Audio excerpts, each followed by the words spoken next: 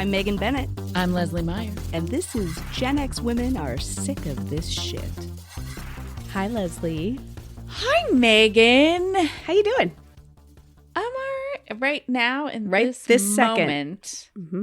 If we're going to be very present in the here and now, like with a good meditation, I'm doing all right. I think that is the best we can do right now. All right. How are you doing? I am doing okay. Okay. The sun's out. I'm cool with that. That makes life a little better. Some of the ice is sort of melting. It's been like fucking Hoth in my alleyway behind.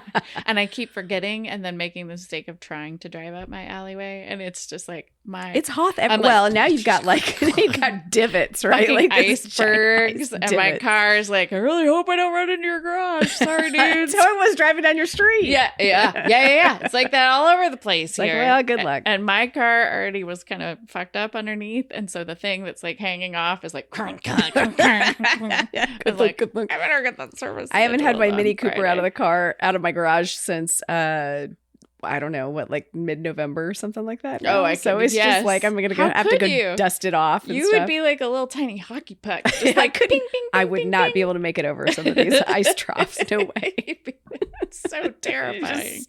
Stuck sideways into one. It won't get any warmer though. Like it's supposed to be in the 40s, I think, this week. Oh, awesome! So hopefully we'll have some meltage. But I still won't see my car probably until May. Oh, that's all right, buddy. Put a little blanket on him. I know. Just walk by, give it a little pat, give him a little tea and crumpets. sweet little Mini Cooper. Little Mini Cooper. What the fuck are we doing here today? We're just gonna have a podcast. I think that's great. Yeah, I think so too. Hey, yeah, welcome back. Oh my gosh, yeah. So we've had a holiday break. Mm-hmm. It was great. It was nice little break. I broke everything.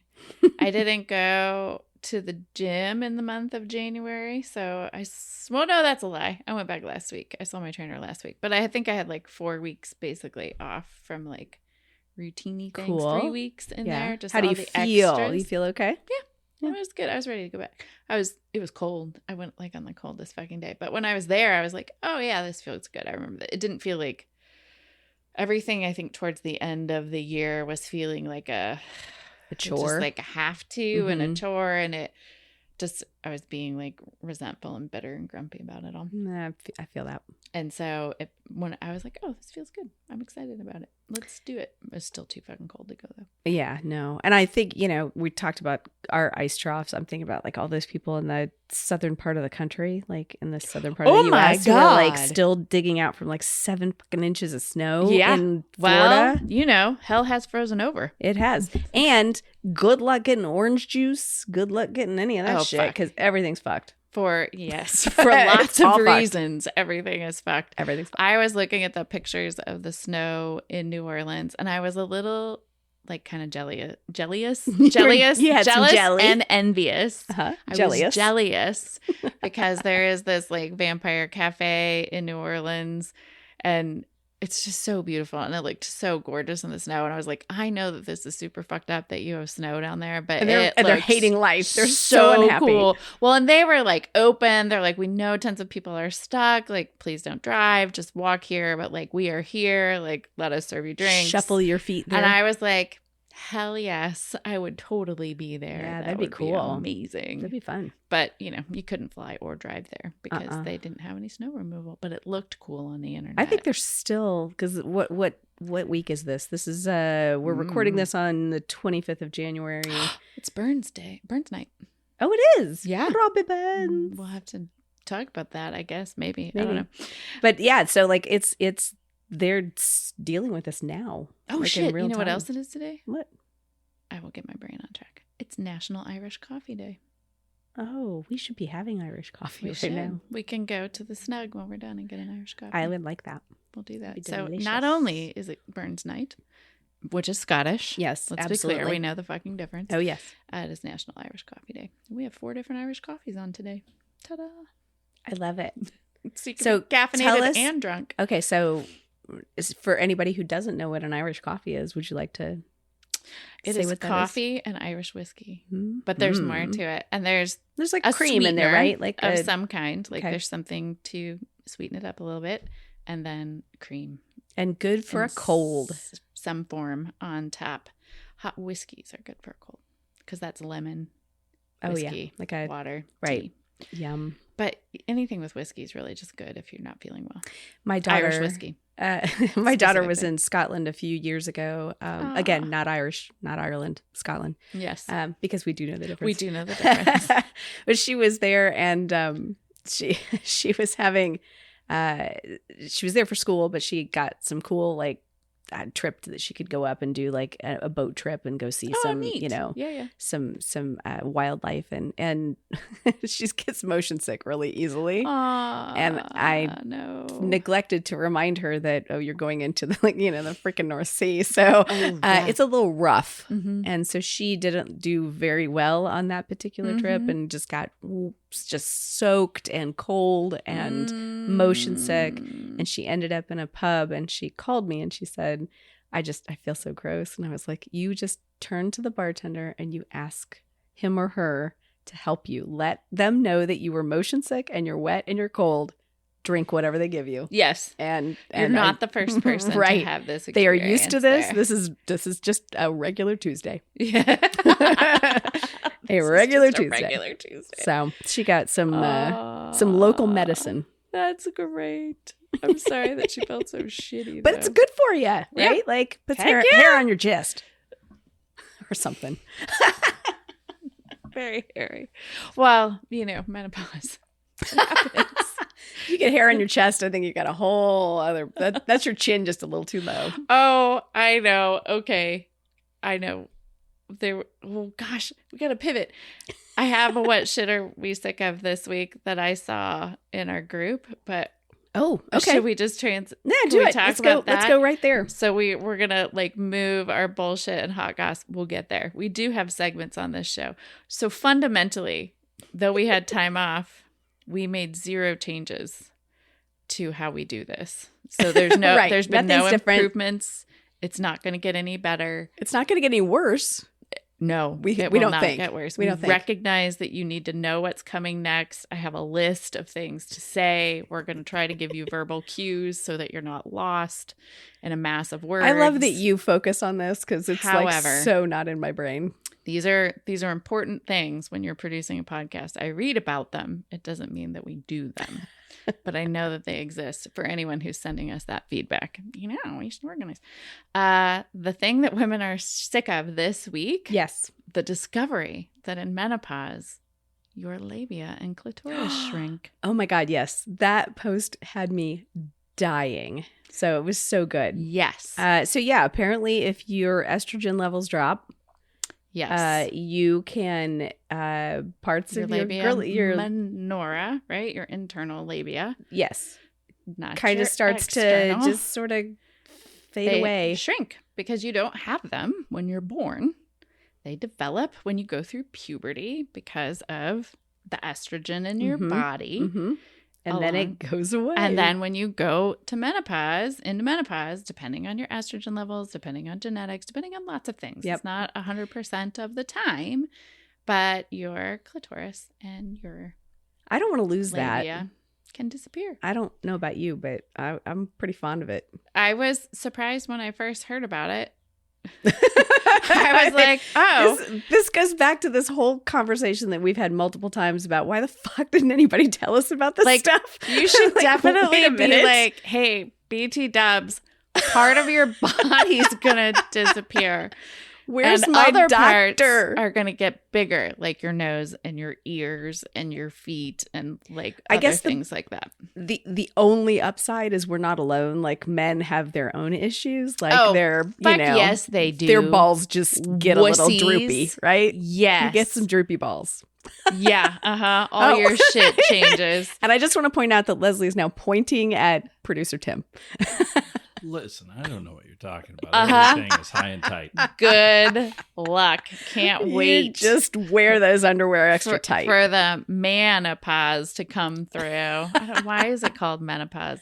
You're going to get ear hair. You're going to get nose hair. You're going to have wild eyebrows and saggy nuts. Check. Well, now listen. Then we'll just get you a little nut sling and it'll be fine. A nut sling. We're going to come up with something that we can sell on an infomercial. So nut that sling. we make a lot of money. I like it. Back up and wrap up. It's the nut sling. Yes. Throwback to a first episode. Back it up and wrap it up. Back it up and wrap it up with the nut sling. Condom company for the over 50 set. I think that's what it was. Right. I think that's right. So much. I look forward to shooting this infomercial. Yeah. We're going to need a male model and... There are a lot of silver foxes out there. I'm sure we can find ourselves one. It'll be amazing. Oh my God. So that was a big Okay, so with that, with like the knowledge that parts of your girly parts are going to disappear on you. Potentially. Do we know what the solution is for that? So I will say between my own GYN and myself, there was not that conversation because when I went for my menopause examination and I didn't realize the significance of this, she said, "Oh, nice healthy tissue." And I was like, "Great. Thanks. Could it have not been?" So I didn't ask the question. You're just like, that really you just took it and ran with it. You're like, cool, great. Why would healthy tissue. Why would it be unhealthy? Right. I think I know where it's been. So what I have read is the estrogen creams can really help with that. All and vibrations. Oh. So, because it's about blood flow. Sure. And hormones. So if you're going to do scalp massage, you should probably also do vaginal You have free massage. reign to use your HSA for as many vibrators as you would like. Oh, I love that. Medical treatment. Bring it on. That, I don't know Try if it's one. actually true. Try two. Find your favorite. But I think that you could justify that. They sell them at CVS and Walgreens and shit. All the massagers. For a reason. Massages. And they just happen to be in the row with all of the lubricants and the condoms. So, I mean, that's flexible, safe I love it. spending.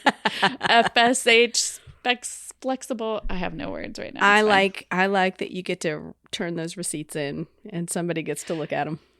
To be truthful, I have no idea legally if that's true, but I mean, what the fuck? I would think it would be. Yeah, absolutely. Okay. So those were the two things that I feel comfortable saying, but So it sounds like that's something that probably we just would encourage people to have a conversation with their doctors about. Yes, ma'am. And if you're not getting answers from your doctor, there are other doctors out there. Yes. You can look at menopause.org. Yes. And find a provider, hopefully that is more in tune with the latest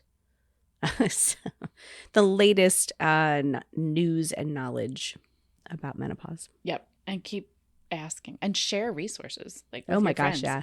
If you have a good GYN, tell your friends. Yeah. And you and I have talked about this before too, the internet now and social media and everything. It seems like it's opened some important floodgates about having conversations like this, because if your mom never talked about it, and she probably didn't, and your grandmother never talked about it. No.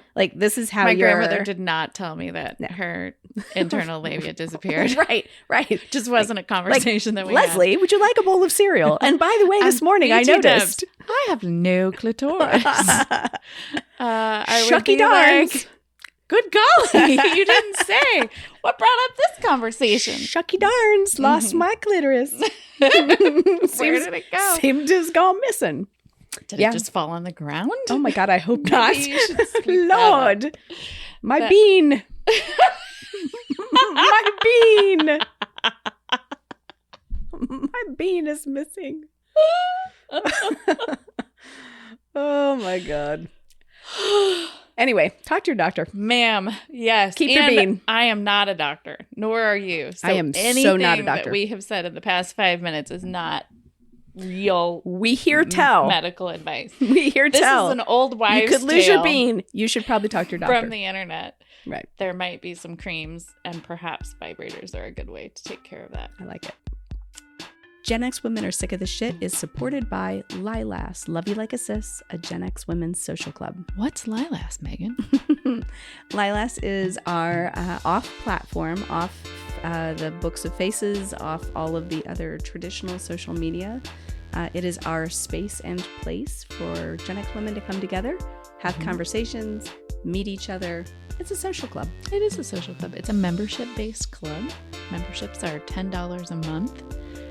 That does help support us in growing the platform. We purchased a platform that would host a network of women so that you could come together and meet each other in real time. In a safer space, Yes. right, than a traditional social media platform, and a much more personal space. So what do we do there, Lesley? We host movie nights where we live stream some of our favorites as they are available to us for group watches of films from the 70s, 80s, and 90s. We host a space for a monthly book club.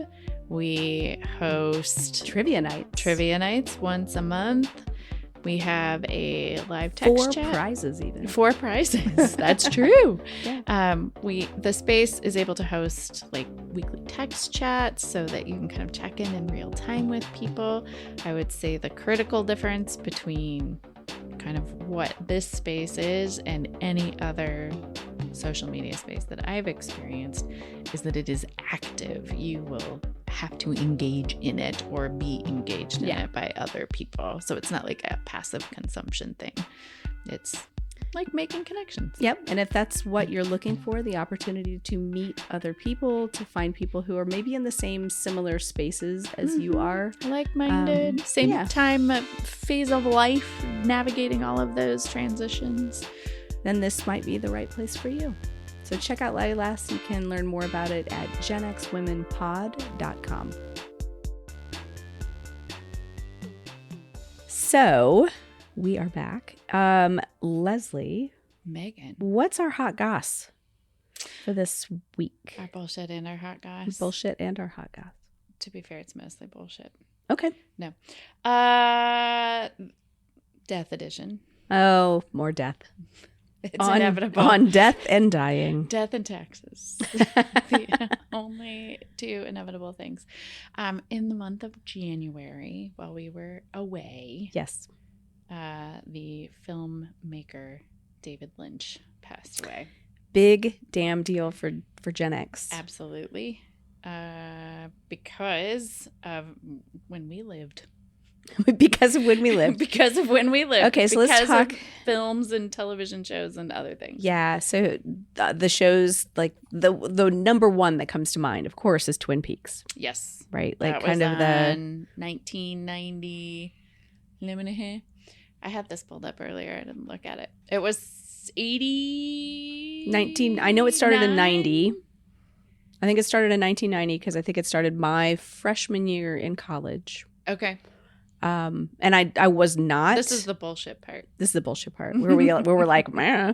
But I was not a ginormous Twin Peaks fan, but I did hang with people who were. So my college buddies. April 8th, 1990. There you go.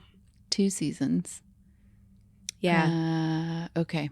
Right. Some of my besties in college were huge David Lynch, huge Twin Peaks fans, big time. So I remember it being on TV an awful lot and lots of conversation about that. Who killed her, Laura, but also more importantly, like the coffee and the pie and the log lady in that and red room. Right. What? Right. Midgets. I mean, my God, there were Little like people.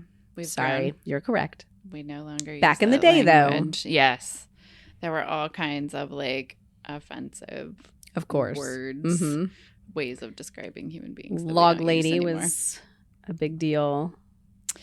Audrey, hottie Audrey, and the whole friggin' soundtrack, Angelo Badalamenti.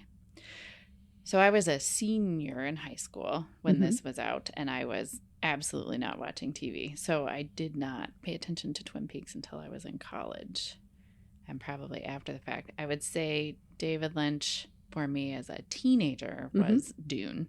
Yeah. With Kyle MacLachlan and Sting. Yeah, he was pretty hot in that. Absolutely.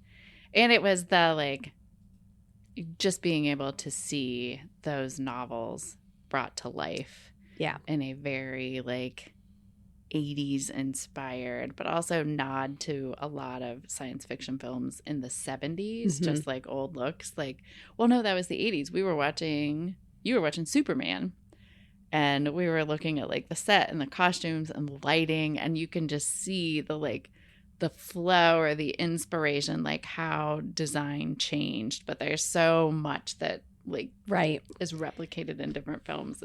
There's such a vibe about 80s Dune films. was that was just such a break from everything. Absolutely. It was so unique, and it was arguably well before its time. Yeah. You know, like, and Kyle MacLachlan people were not was ready for that. top of the charts, super hottie actor at that point. Yeah, you know. absolutely. So that was, like, high school. And then I had, as a young person, my mom, for some reason, was obsessed with the Elephant Man story. So we watched both the film of that. There was a play about that story. And I think probably that was also the there's sort of like the 70s and 80s obsession with just, like, unexplained phenomenon. Yeah. So, like, Reader's Digest would do these books of, like, unusual things. And John Merrick's story would often be part of that, because what he was suffering from was so unusual and incredibly difficult for him, obviously. But we would have all these other things, like the Bermuda Triangle and, like, spontaneous combustion. You know, there was just this, like, real fascination. Am I remembering right? Did Michael Jackson buy something? I think his skull. Like the Elephant Man's skull? Is that right? I think that's true. Okay. I mean, that was just a thing that popped into my head here. Right. So it must be true. I do think that's true. Okay. I thought there was something. Which is odd. You know, well, let's just say odd. There is such a thing as too much money and too much alone time. Right. I really could use a nice skull. So I remember that early on. That came out in, I think, 80. So I was pretty young when I watched that, and just sort of, I mean, it's incredibly tragic. Like, he was part of a circus. He was horribly abused. I mean, all of those things. So that really, like, pulled in my empathy as a young person. Absolutely. And then the whole Dune experience. And then in college, just in my film as art class, it was, like, David Lynch films. Blue Velvet and Wild at Heart were the two that we studied. And then I remember when Fire Walk with Me came out. Okay. Like, as a youngster, as a youngling, I mean, I had never seen Eraserhead, but I remember being a little kid and feeling like when you're looking up to people who are older than you, and everybody talking about seeing Eraserhead and, like, having conversation about it, and I'm like, oh yeah, oh it's yeah, like Eraserhead. And I'm like, I never saw it. Like, avant-garde kind of art school, film school thing to talk about. Like, it was important, but you weren't sure why, because it really wouldn't make sense. No, and maybe people knew what they were talking about, because I think it came out in '77. I'm like, I was 6 years old. It's I like sure a piece didn't of have a abstract conversation. art. Right? It's like everybody's like, like, we all get that, but nobody does. But it's cool. It's fine. Oh yes, it's Jackson Pollock. You know, yes, I know what all those splashes on a white piece of canvas mean. This is the deconstruction of man. Right. Speaking of Jackson. No, Michael Jackson did not buy the bones of Joseph Merrick. Thank you for the also fact known check. As the Elephant Man. He made a bid to purchase them in 1987, but the London Hospital Medical College rejected it.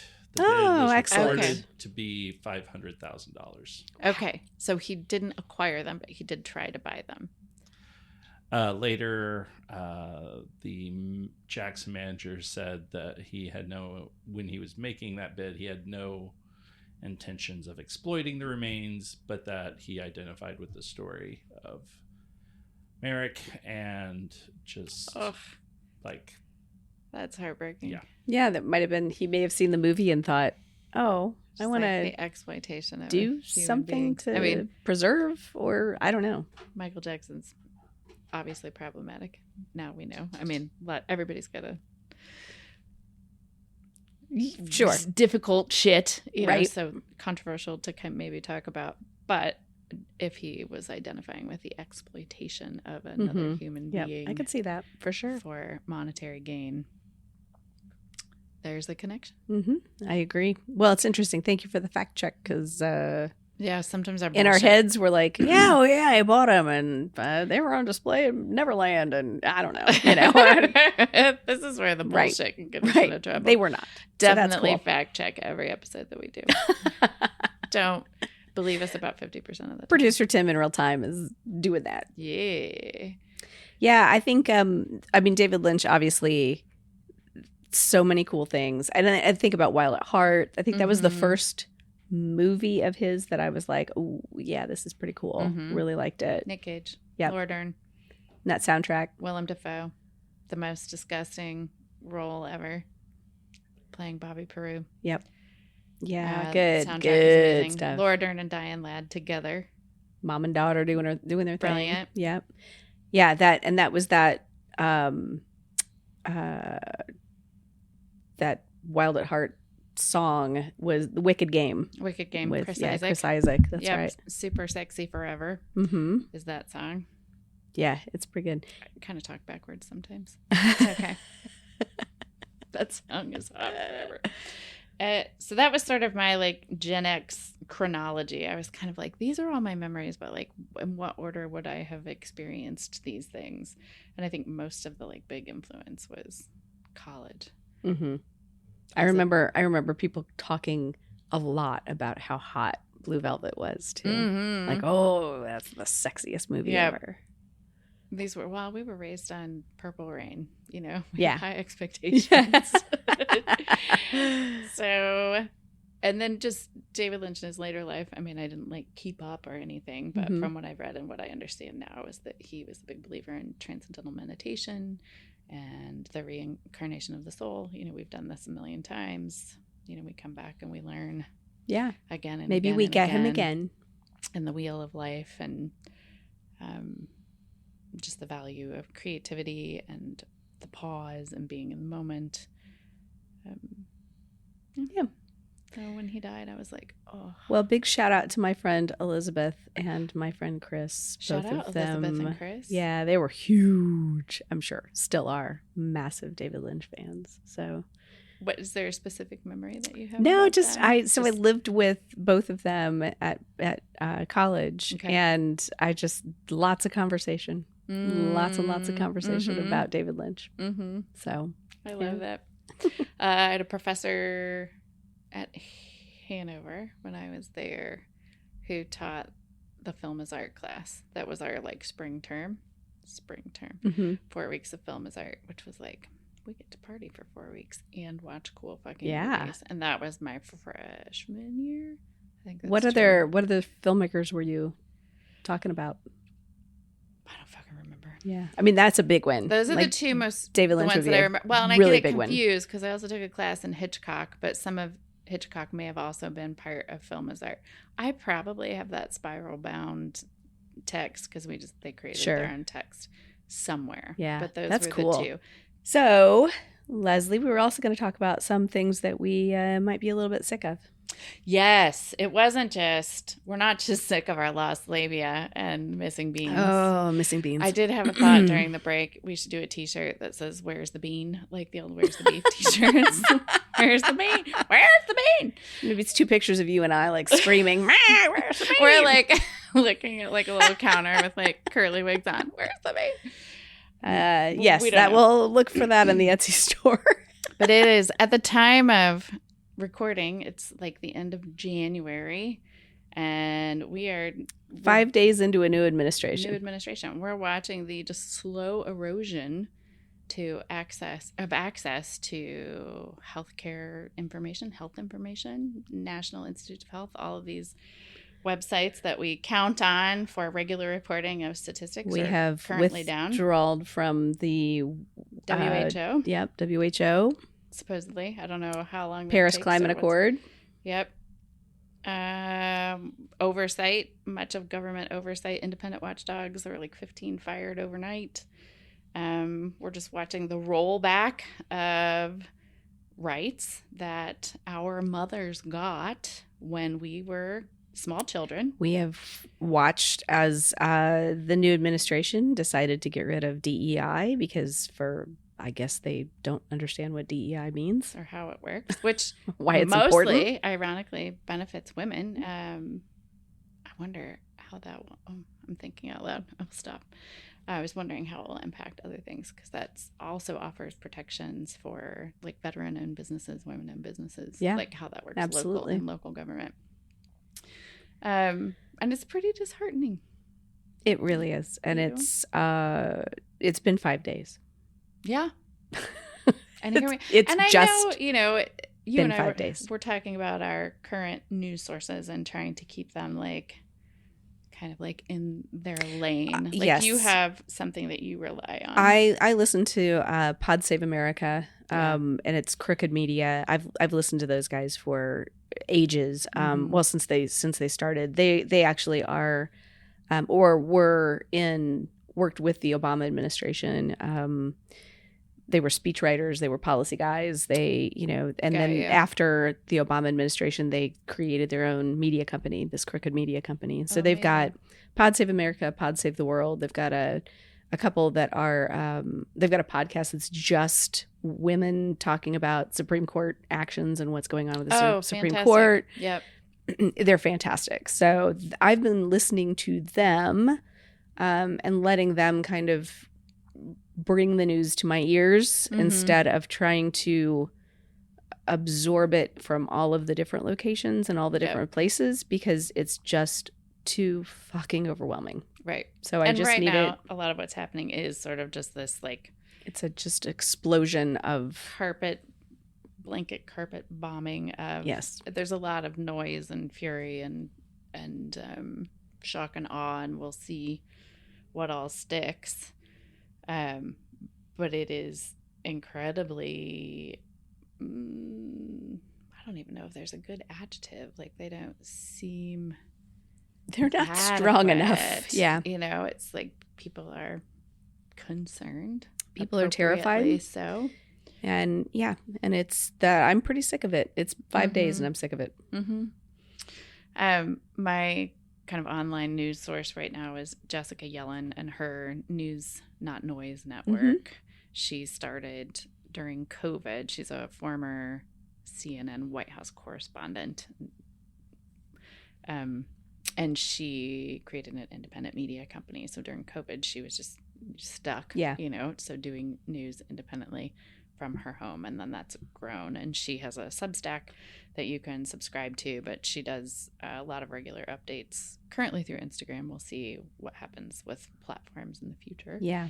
And she's very clear about like reporting actual news. She'll say this is a little noisy, but I'm going to share it because it might be important down the road. Right. And trying to stay kind of not just balanced, but like factual, like of journalism. Course. Yeah. Like, journalism. Like the journalism that you and I may have studied when we were in school. That has an actual method that has been done for centuries. Yes. I think that's important too. Like just the fact that people have such an easy way of discounting media. Is so infuriating to me because there is definitely a difference between social media getting on there and talking about your opinion about something. Yes. And factual information. News. Right. That is your opinion. That is your opinion. And factual information that is researched by human beings who are trained to do that. Yes. And it's and pay attention to the language that they use. Correct. I mean, they're very thoughtful about how they present it. Inflammatory language and misleading headlines. I mean, that's where we are. We're kind of at the height of consumerism and capitalism right now. So the click is the most important thing. Right. And the truth may be, 45 lines down. Way down. Yeah. If you sit on the toilet long enough to read the rest of that article. You know right. what I mean? So being able to use accurate language matters. It does matter a great deal. Which is maybe a divergence from what we do here because... Yeah, we just make shit up. We just make shit up. But we do try to use accurate language, and we give lots of caveats and fair warnings, and please fact check us. If your bean is missing, you should go to the doctor. Yeah, you should definitely go to the doctor. But obviously the difference for us here is we're not trained to be the authority on anything other than our own damn experience. That's right. And that is as far as my authority goes. So I imagine this will be like an ongoing conversation. Probably. It's something we're absolutely going to bring up. Maintain this. Because it's impacting our lives, and we have young people that we care for and love a lot, and we want them to have good lives. And yes, I'm waiting for cheaper eggs. Clock's ticking. When do I get my cheaper eggs? Okay. We should talk about something mildly entertaining that has to do with Gen X. Let's talk about something that's fun. And nostalgia, and we need to talk about something fun because if we don't, we will cry. Absolutely. And so let's talk about something fun. So this episode's coming out in February, which is... I always had a bitch of a time spelling that word. February. Did you? Yeah, because you have to remember to put that other R in there. Verb. Often it was just Feb. It was just easier that way. Feb with a dot. This is the birth month of our producer. Not only the birth month, but he's born on a very special day. A very special holiday. A heartwarming day. Given to us by Hallmark. And Catholicism, martyrdom, and defying the Roman Empire. Right. I guess the ultimate act of rebellion by Saint Valentine. Saint Valentine. Did Saint Valentine have a first name? Just out of curiosity. It was Saint. Spelled S-T. S-T, period. I don't know. There were so many Valentines. I believe that's short for Stephen. Stephen Valentine. Stephen Valentine. Valentine. We're just going to use the wiki, which is our source. Highly accurate research source. Wow. Happy birthday in advance, by the way. Much effort. It's great. Happy birthday, really producer Tim. You all know what you signed up for, okay? We're not selling anything that you're not getting. That's fair. Here we go. I'll just read what you got. Valentine's Day, also called Saint. Duh, there's his first name. Valentine's Day, or the Feast of Saint Valentine, is celebrated annually. Wait. Okay, yes. Hang on a second. Feast of the Saint feast Valentine. of him. That to me means that you're eating him, and that seems wrong. Maybe he's super tasty. We don't know. It's celebrated annually on February 14th. It originated as a Christian feast day where they were evidently eating Saint Valentine, honoring a martyr named Valentine and Stephen Valentine. And through I'm cracking myself up. I'm sorry. And through later folk traditions, it has also become a significant cultural, religious, commercial, thank you, Hallmark, celebration of romance and love in many regions of the world. There are a number of martyrdom stories associated with various Saint Valentines connected to February 14th. Let's be clear, that sounds like people. There's more than one, right? This is all mythos, right? This is all... How many Valentines? Stephen Valentine shit hundreds of years after the fact. This is where the Council of Tims comes from. Right. There's multiple Tims. There's lots of Stephen Valentines. Yes, and many women named Jennifer from the 80s. Including account and Heather of the imprisonment of Saint Valentine of Rome. So I think this is what we're talking about. Saint Valentine of Rome was imprisoned for ministering to Christians persecuted under the Roman Empire. Oh my gosh, are we living through our own Roman Empire? In the 3rd century, according to an early tradition, Saint Valentine restored sight to the blind daughter of his jailer. It's always something nice like that. It is nice. I want to know how, does it give you in the Wikipedia, in that very, very well researched authoritative source? Does it tell you why suddenly it's all about love? Here we go. We're right there. It's as if you knew. Thank you for the transition. The very next sentence. Love. After healing the blind, numerous later additions to the legend, could have been done by Hallmark, we don't know, have better related it to the theme of love.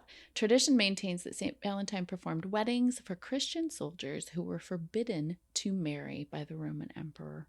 An 18th century embellishment to the legend claims he wrote the jailer's daughter a letter signed "Your Valentine" as a farewell before his execution. Which she could see, by the way, because he gave her the sight back. That really sounds like the beginning of one of our contemporary fantasy romance novels. It does. We should write this. We should write this. It's already partially written on Wikipedia, so it's practically there. It goes on and on and on. You can read. You can find it all. But really what we're talking about, we didn't know about any of that when we were like children. No, when I was 6 years old, sitting in first grade, getting that little paper cut because of the my little Valentines. Yes. I didn't know anything about this. Valentine's Day. And basically what we kind of were chatting about before this was like, how fucked up was it that we were celebrating? Answer, very. Very fucked up. Valentine's Day, like as children, as 5-year-olds, 6-year-olds, 7-year-olds. I'd go even a step further. Like, okay, so we're celebrating Valentine's Day because I'm guessing teachers really just needed a goddamn break. They needed that day off, right? Lots of crafts that you can do related to Valentine's Day. And they probably didn't have 500 different tests they had to make us prepared for. Absolutely. At that point. We were doing appropriate things. We had the ability to fucking play a little bit, and they needed a day to, just let us run wild, I guess. And we were learning to use scissors. Feed us full of candy. We were trying not to eat glue. Right. We were putting glue on our fingers and then picking it off. Peeling it off.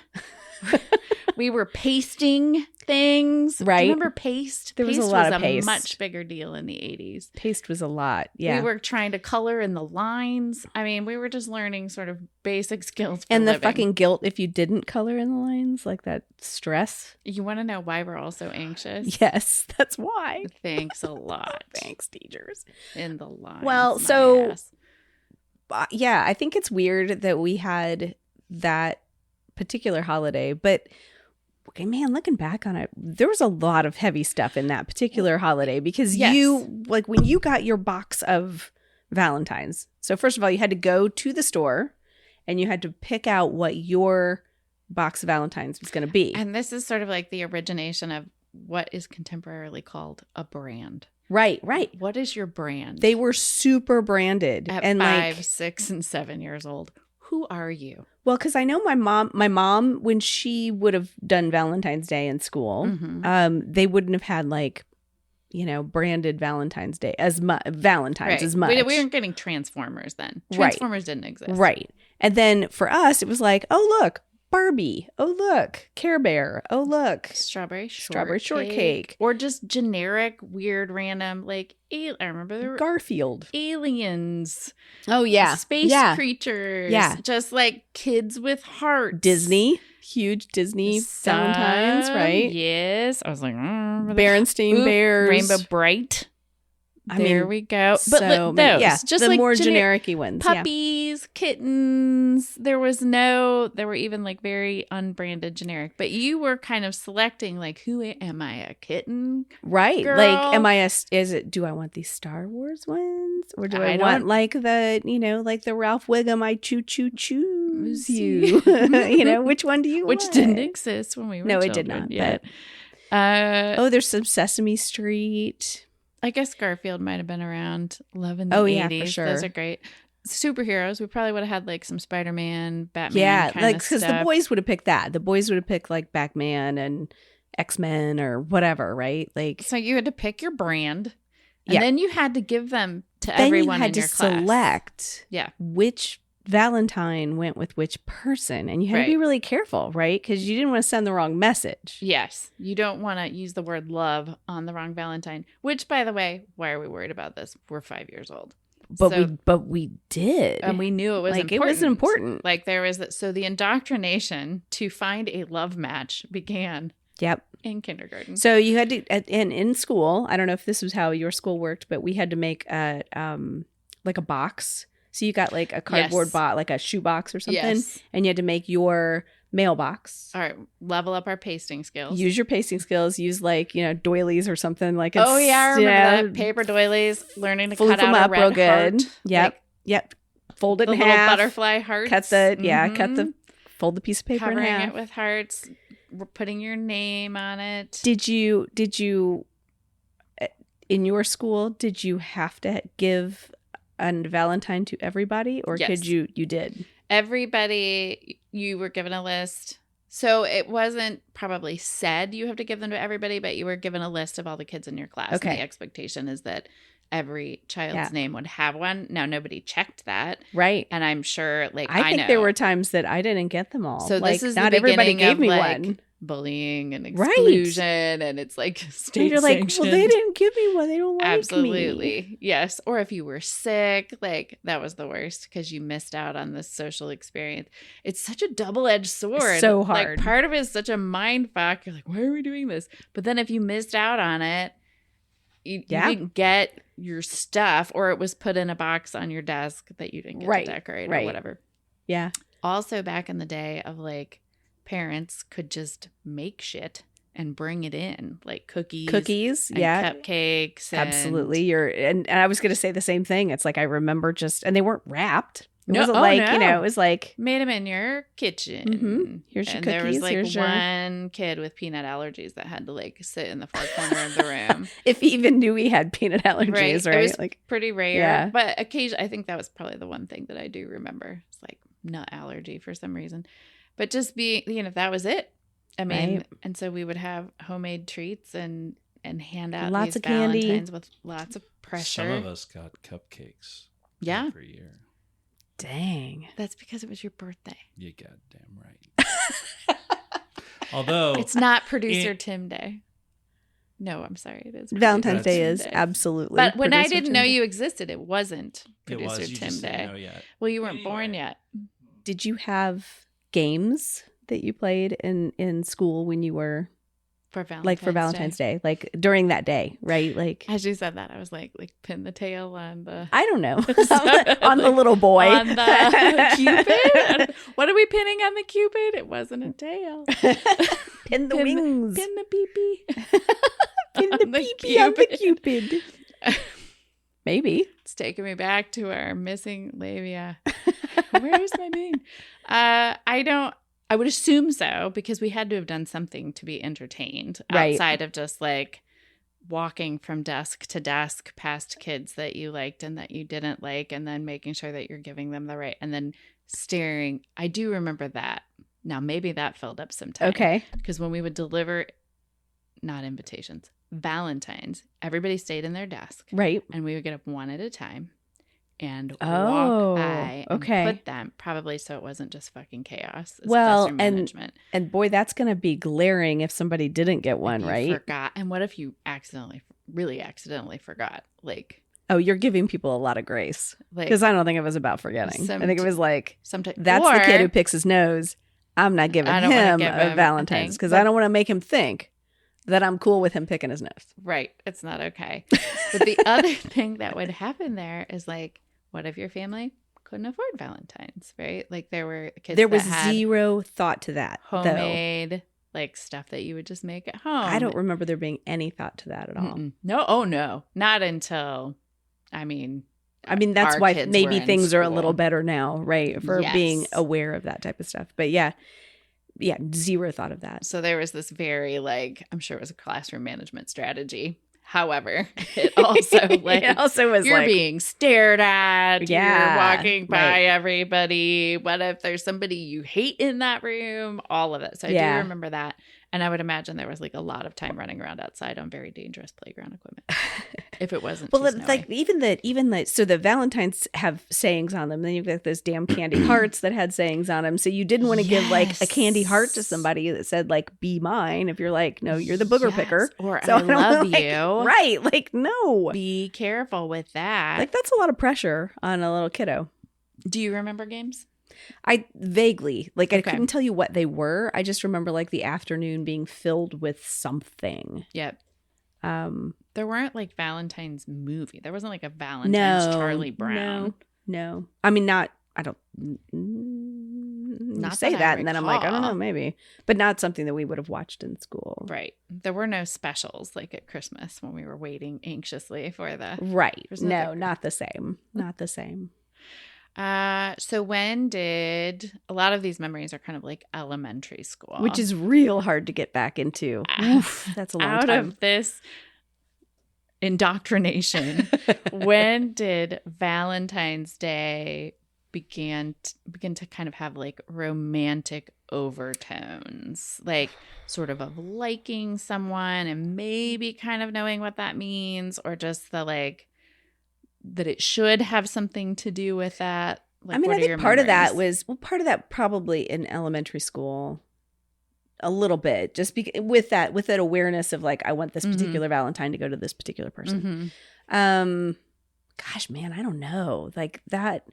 But I mean, then you started having like Valentine's Day dances and stuff like that at school that were, you know, hello, now you really have to think about it. And if you don't have a boyfriend, then you're, then you're like SOL. A partnering up kind of situation. Was that more middle school for you? Were there dances? I feel like there was. Yeah. Like I went to a very, very big junior high. Okay.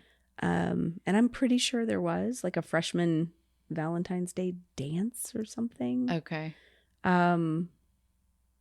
Yeah. I mean, I don't know. I'm trying to remember even like, God, who was my first boyfriend? You know, that's right. I remember mine. Oh yeah. Yes. Okay. You gonna tell? I will not share names because we're still friends in real life. But I remember, and so this was my version of a boyfriend. I was probably like in third grade. Okay. Third grade, and we just really liked each other. We were friends. There was no like romance, in particular, but I was given a gift. Okay. I like got to school, and I went to a very weird school. We don't have to talk about that.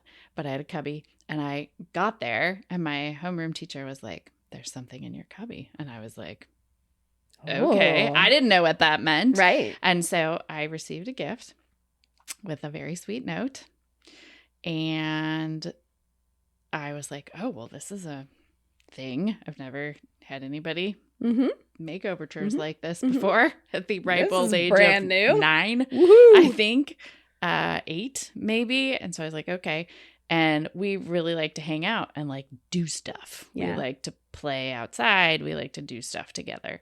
So our big romantic date was to go to Indiana Jones Raiders of the Lost Ark.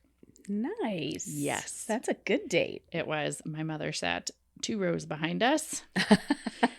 And then I remember all of that. And then I got to go spend the night. And I slept with his sister in his sister's room because like our families were really good friends. And so we were going to go to like camp or something. Did your mom know that it was a boyfriend-girlfriend thing? Yeah, but it didn't mean anything. Like there was no like... We just really liked each other. Sure. Okay. There was no like knowledge in our brains about like kissing or hand holding or any of that stuff. That's cool. It's like literally the beginnings of just being like, I like you a lot and that's cool. And then we had like kind of similar interests. All right. And that's my memory of it. It was like very age appropriate. And I would say that probably the feedback would be the same. Like that was kind of like, I think he was maybe like a year older than me, but that was my memory of that time. Because our families were friends, you know, and there was like this social, it was like a social thing. So I don't know. It was really like very age appropriate and quite like naive and I think lovely. My first boyfriend, so my mom worked full time, and this is before my grandmother was living with us. So, you know, I was kind of, it was like, well, you either are on your own all day during the summer or you go to daycare. Truth. So I had to go to daycare. Okay. And so latchkey, but not all the time, right? Like, right. Yeah. Like, I trust you. Don't want to get arrested. But also... And as a parent. Yeah, right. Exactly. You can't leave me all day and my sister to watch over my younger sister. Right. That's probably not the right thing to do. So, but yeah, he was in my daycare, and I'm still sort of in touch with him, which is kind of fun. Gosh, how old? Maybe like 10, 11, something like that. Okay. 12, something like that. Yeah. And he was older than me.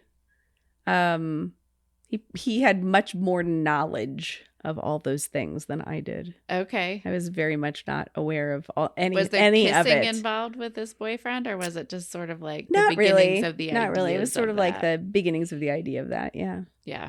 So. Okay. I mean, I feel like he probably would have been interested in that, but I was like, well, I don't know what I'm doing. I don't know. Dirt. Yeah, true. I don't know. So, yeah. So there's that kind of like middle school. We used to play Battlestar Galactica together. Or not Battlestar Galactica, Battle of the Planets together. Hell yeah. Yeah, as kids. That's running good around. nerd shit. Yes, you did. Yeah. I love that. That's romance for you. There you go. Indiana Jones and Battle of the Planets. Right. This is what we're into. I don't know why we ever made like Legos pink and shit. Like, no, they were fine no, the way just they were. Yeah.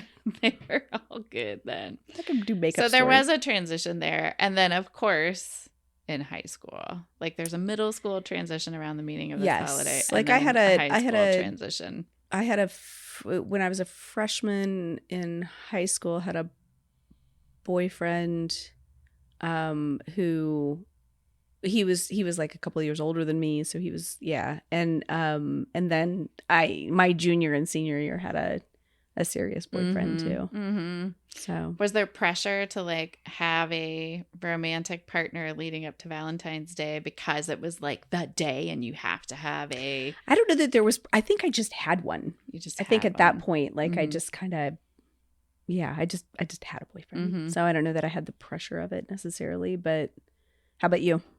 I was just trying to remember. I feel like it was something that people talked about. I could be making this up, as we well know. But our brains are mush. I feel like it was like a conversation. It was like, what are you gonna, like, you should have a dating partner, whatever that might look like, for Valentine's Day and Christmas. Did your boyfriend or any ever like decorate your locker or anything like that for Valentine's Day? I don't remember that. Okay. I don't remember shit. I do remember. Oh, here's something I remember. Oh, great. Yes. I remember I want to say it was high school. Mm-hmm. You could buy a flower for like your boyfriend or girlfriend. Absolutely. And like give it to them on Valentine's Day thing. And I think it was just a shitty carnation. I don't think it was like anything good. But I remember it going to like like a pep squad or something like that. Like the fundraiser. Money went to something. Yep. But you would buy a flower for somebody that, you know. Yep. You could have them sent. And if you didn't get one to your friends and rooms, you're back to that whole fucking paper Valentine Day. God, all in the elementary school. It's shit all back. That we have like inundated ourselves with that like makes you.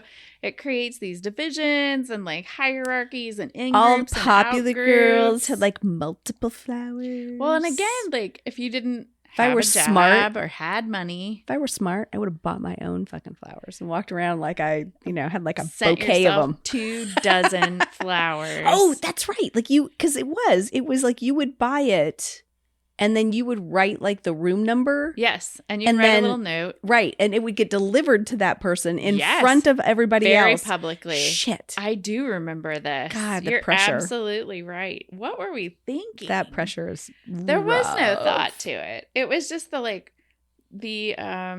what's it called? Injection of the 50s forward. Right. It's like, it's like, oh, well, this is fine. This is harmless. Get a flower, you don't get a flower. Ugh. All that public exclusion. Man, shit. That was like a nice little it was rough memory nugget. So something that didn't exist then, which I appreciate now, is Valentine's Day. I love Valentine's Day. And valuing friendships and prioritizing friendships over like I think it's romantic great. Relationships. Or birthdays, if you happen to have a birthday on that Hallmark holiday.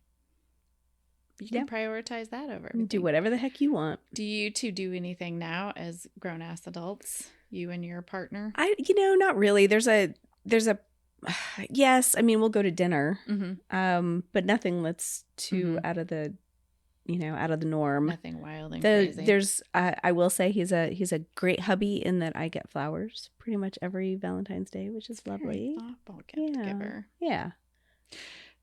Would I prefer to have a big box from Tiffany's? Maybe, but what are you gonna do? What are you gonna do? I'll take the flowers. That's fine.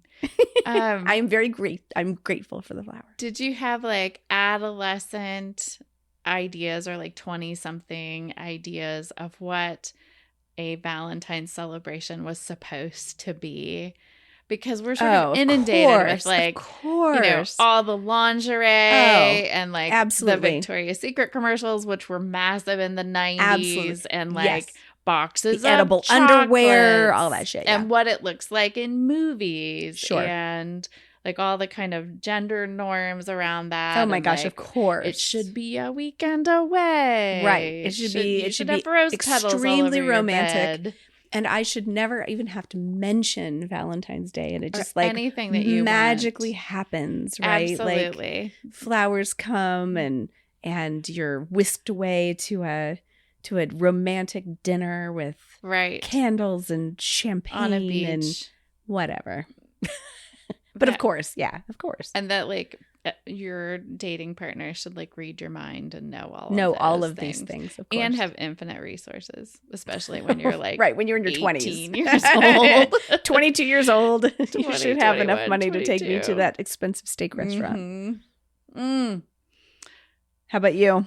You too? I mean, I just was thinking about all of that, like the kind of commercialism of it, and like things that would be advertised as things that you should purchase for partners on a holiday, and kind of just thinking about how we read a lot, I think, in the group. There's lots of conversation about relationships, and marriage and dating and divorce, and some good, some bad, some tragic, some all genders, all sexual orientations, just the things that you are fed and taught about what is supposed to be, that is maybe like social structure, right? And then what you learn as you grow up about the reality of like a functional, healthy relationship, and what you actually need from a partner. And very little of it has to do with like Victoria's Secret or chocolate. Very little. Or maybe hearts. Much to your significant others, like chagrin, but I'm just like, where did those things even come from? That like, I don't putting those ideas together. Well, you're gonna have a hot sexy night on Valentine's night, right? 100% of the time, and that crazy pressure time. There, right? Like the pressure there, just like tonight. You better. It's only tonight. Like tomorrow, you can, not get it up. I got tonight, baby buddy, puke all over me again. But work on it. Whatever. So just those external kind of pressures and expectations, and then that internal sense of like, oh, there must be something wrong, or there's like a little sense of failure if that is not a part of your relationship. Right. I think it's interesting too, Lesley. You mentioned Hallmark holidays like a couple times. Do people give cards anymore? Like, is it like now that holiday, Valentine's Day, is so beyond being Hallmark, right? It's like, it's all the other things. And I don't know that people even give cards anymore. I mean, according to the card section at Target, they do. Do they? There's 47 million. I don't often, I think they got expensive too with them afterwards. Right. And they got stupid expensive. It's like $6 to buy a card now or something. Yes. And so if you're going to spend money on something, I think people do. I mean, some people are card givers, but that's sort of like the broader, maybe we're derailing once again, but that's sort of the broader question about like physical mail and like Christmas cards or yeah. But every holiday changes and there's a whole new rack of like whatever. They do St. Patrick's Day cards, which funnily enough I used to always buy because I don't know why. I would buy them for my kids when they were little. I would buy them for our kiddo. Yeah. And I think maybe early in marriage we kind of did those things, but not now. Maybe it truly is just because they're so damn expensive. Well, and like, what are we going to do with it? Right. It's just another thing that somebody else has to deal with. Like, I get cards and I'm like, oh, I love that. Thank you so much. And if it's a Christmas card, I put it in my box. I get it out next year. I look at it again and it goes in the recycler. Like, my grandmother, when she passed away, I had grocery sacks of cards that she had kept because that was literally how she kept in touch with people. So there were memories and letters and all of these things associated with And now we have the internet and it's very different. They were all kindling, right? Like I did look through many of them to see if there were personal letters that I wanted to keep just from an archival perspective. But I had to deal with all of that. Therefore, I do not keep anything unless it is very special. Yeah. Okay. So all right. I think it's also just like a shit. What are we going to do with this? What are we going to do with it? Yeah, you're right. There you go. Well, happy Valentine's Day. Happy Valentine's Day. Happy birthday, Producer Tim. Happy birthday. And this will come out before Valentine's Day, but our next episode will come out right after Valentine's Day. Yes. So maybe we'll do anti-Valentine's Day then. Galentine. Maybe we do a Galentine's Day. We'll figure out what we're going to talk about then. It's nice to be back. It's good to be back. Welcome back. Welcome back to you too. Welcome. You have been listening to Gen X Women Are Sick of This Shit. Hey, Megan. Hey, Lesley. What do people do if they want to find us? Well, we have a website that people can find us on, and that is genxwomenpod.com. We also have a Facebook page. We have an Instagram account as well. We have a YouTube account where we put YouTube shorts and other little tidbits up there. We have a TikTok account. I don't talk the tick or tick the talk. You don't tick the talk? I do not. I barely talk the tick, but I did put a TikTok up. We're explaining the internet to people again. That's okay, though. It's great. We need to know how the internet works. Can people buy merch? They absolutely can. We have a merch store on the website itself, and we also have an Etsy store, too. So they're just pretty easy to find. It's just Gen X Women on Etsy. And if you are listening to this podcast, presumably you found it somewhere. And while you're there, give us a review. Yeah. Let us know what you think. Throw some stars at us. That'd be great. We'll take 1, 2, 3, 4, or 5. Ooh, 5. Maybe 10. And also make sure that you are hitting subscribe so that you're notified whenever a new episode drops. Most important. We also have a 5 minutes of fame that I think we should tell people about, too. Hell yes. We want to know your stories, your 5 minutes of fame stories. You can send those stories in on the website, or you can call 1-888-GEN-X-POD and leave your story for us, and we will play it live in our next episode. Or 2 or 3. We'll listen to it on a little red phone just like Batman. That'd be cool. Let's get a bat phone. A bat phone. I think that's it. I think you're right.